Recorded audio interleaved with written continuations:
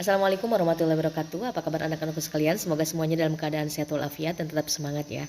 Baik, untuk bagian kedua dari tema meneladani perjuangan dakwah Nabi Muhammad SAW di Madinah, kita akan melanjutkan. Ini hanya garis besarnya saja, seperti halnya yang kalian sudah ketahui bersama, bahwasanya dari sekolah kan sekalian sudah dibagi buku paket ya. Jadi itu silahkan baca, kemudian sumbernya bisa diambil dari yang lain, boleh dari internet atau dari yang lain, silahkan boleh.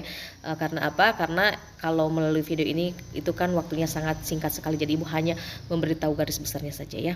Sebagaimana yang kita ketahui bersama, di bagian 1 di part 1 ibu sudah membahas bagaimana asalnya atau bagaimana beberapa faktor Rasulullah SAW harus hijrah dari Mekah ke Madinah. Di antaranya karena sepeninggal istrinya tercinta, yaitu ibunda kita Ummul Mukminin Siti Khadijah binti Khuwailid, kemudian pamannya Abu Thalib, Rasulullah SAW merasa sangat sedih sekali.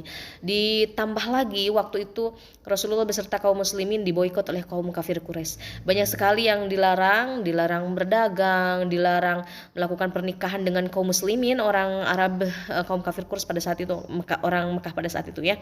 Kemudian banyak sekali hal-hal yang dilarang berhubungan dengan kaum muslimin, sehingga kaum muslimin selama 3 tahun itu sangat sedih, menderita ya, kekurangan makanan dan tentu saja dalam hal sosial.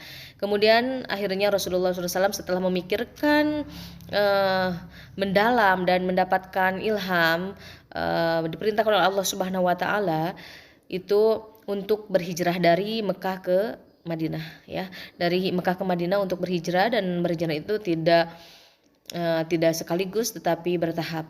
Ditambah lagi pada saat itu ada dari suku, ada 2 suku dari Madinah, yaitu suku Aus dan suku Khazraj, yang berniat menunaikan ibadah haji pada saat itu, lalu menemui Rasulullah SAW ya, menemui Rasulullah SAW, seperti halnya yang kita ketahui bersama bahwa pada tahun 621 Masehi itu mereka menemui Rasulullah SAW yang berjumlah 13 orang. Penduduk Madinah pada saat itu bertemu dengan Rasulullah SAW untuk melakukan baiat ya, yang kemudian disusul tahun berikutnya pada tahun 622 Masehi bertemu lagi dengan Rasulullah SAW. Ini jumlahnya bertambah menjadi 73 orang.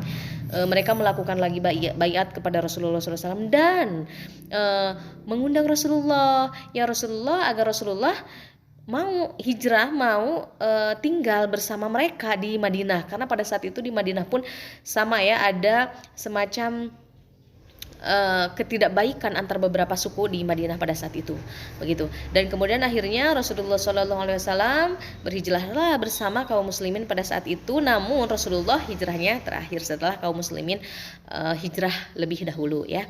Dan ketika itu Rasulullah SAW ini sebenarnya perjalanannya itu sangat menarik kalau kita ceritakan lebih detail, lebih rinci, karena sebelum Rasulullah SAW sampai ke Madinah, Rasulullah itu melalui beberapa jalur dahulu ya.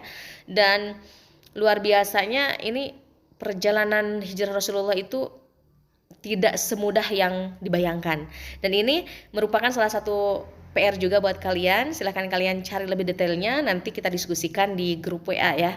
Ibu ingin lebih tahu bagaimana kalian mendalami tentang cerita Rasulullah SAW ini. Dan karena ini cuma garis besar, jadi ibu hanya sekelumit saja ya. Dan ini kemudian ada substansi dakwah Nabi SAW di Madinah. Bagaimana saja Rasulullah SAW membangun dakwahnya di Madinah, yaitu diantaranya membina persaudaraan antara kaum Ansor dan kaum Muhajirin.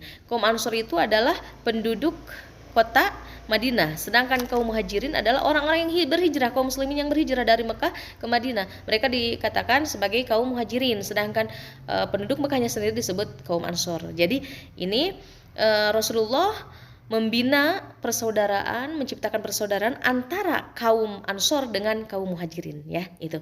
Oke, ini masih panjang ya pembahasannya, bagian tentang pembahasan antara kaum muslimin, Muhajirin dan kaum Ansor yang ada di Madinah. Ini ceritanya beda lagi, nanti kita bahas di bagian ketiga ya.